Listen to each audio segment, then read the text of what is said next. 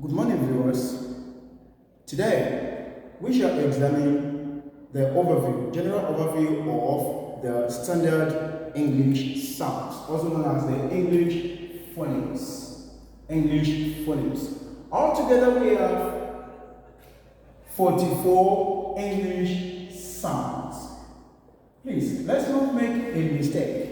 English sounds are actually different from English alphabets. We have 26 English alphabets, and the 26 alphabets will give us 44 sounds altogether. Some alphabets can give 2 or 3 sounds. When we get there, we examine that one more. Speaking of the English sounds that we have, there are 44. These 44 English sounds can be divided into 2 major categories. The first one is known as the vowel sound, while the second one is known as the consonant sound. The vowel sounds that we have, they are called the sounds that we produce when there is free flow of air from the airstream, to the oral cavity. Free flow, there is no obstruction to the production of the sound. So when we have this kind of sound, altogether they are 20 in number.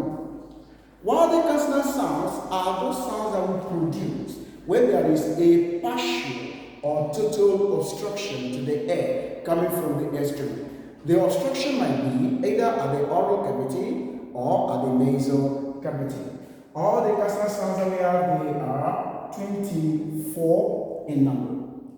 Apart from this, the vowel sounds altogether, as we know them, they could be categorized or classified into 2. The first one is called the monophones. The monophones. The monophones are also known as plural vowels. Plural vowels.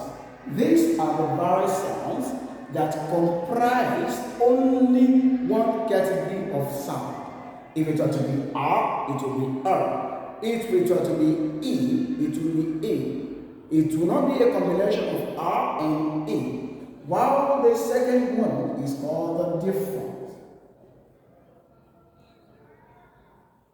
The diphthongs are as well known as the glides.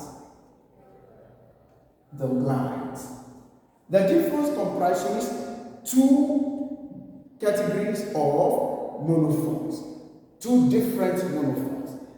We call it the glides because one of the monophones will have to move towards the position of the second monophone. Let's examine this vowel chart A.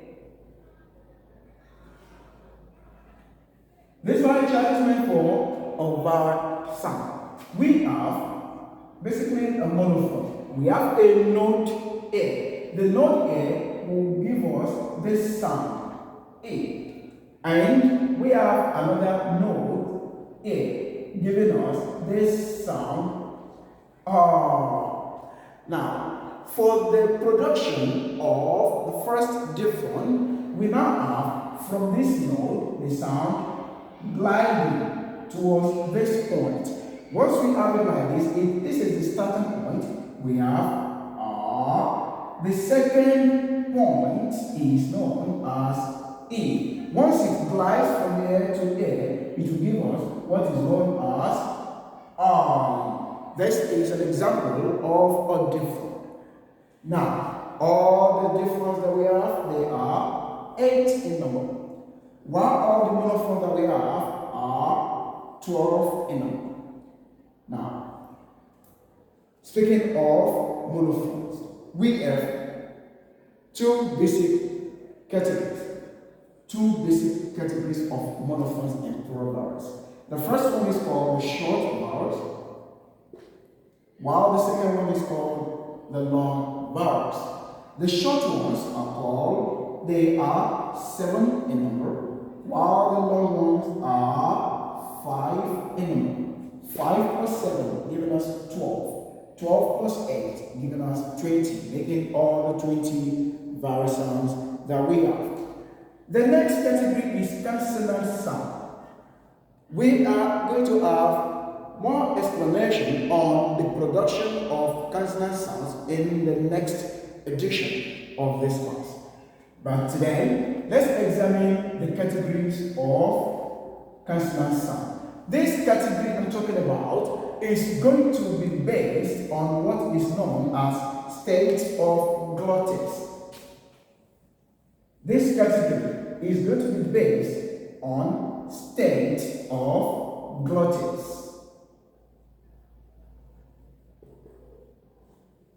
What happens to the larynx here? What happens here when we make certain consonant sound? That is the basic category of consonant. We are going to classify consonant sounds into two based on the state of glottis.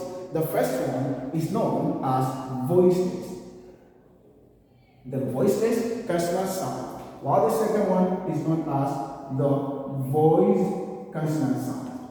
The voiceless consonant sounds are those consonant sounds that we produce when exactly there is nothing like vibration when at this larynx point when we produce the sound.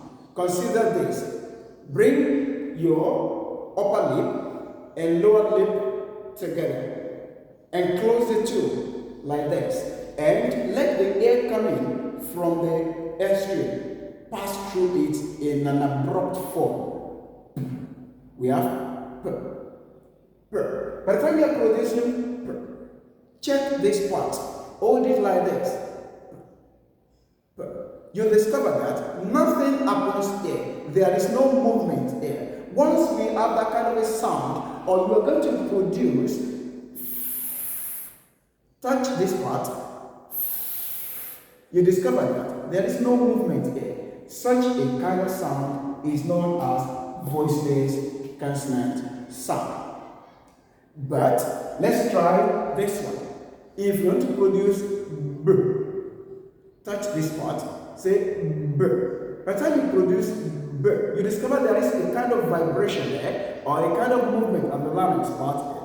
Once we have that kind of a movement, we refer to such sound as voiced sound. Consider this.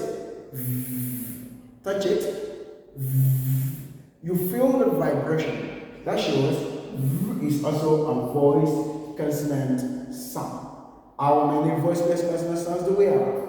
How many are they? And how many voiced do we have? We have altogether 9 voiceless consonant sounds, and we have 15 voiced consonant sounds.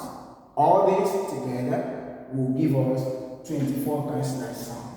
20 plus 24 will now give us 44 sounds of standard English. If we consider every word we produce, we discover that we make this sound. If we talk of this example now, pronounce after me. Fair. The first sound we make there is you make. If you want to produce, you discover that you use your upper set of teeth and your lower lip together, and you blow easily and gently. We make sound. Making sound will still make you believe that we have no movement or vibration there. We call that voiceless labiodental fricative. In the next edition, we shall examine the description of consonant sounds. Thank you very much for patiently listening to this edition of Uthman English class. Hoping to see you and meet you in the comment section for your comment or observation. Do not forget to subscribe and follow on YouTube at 9B Uthman. Thank you. God bless you.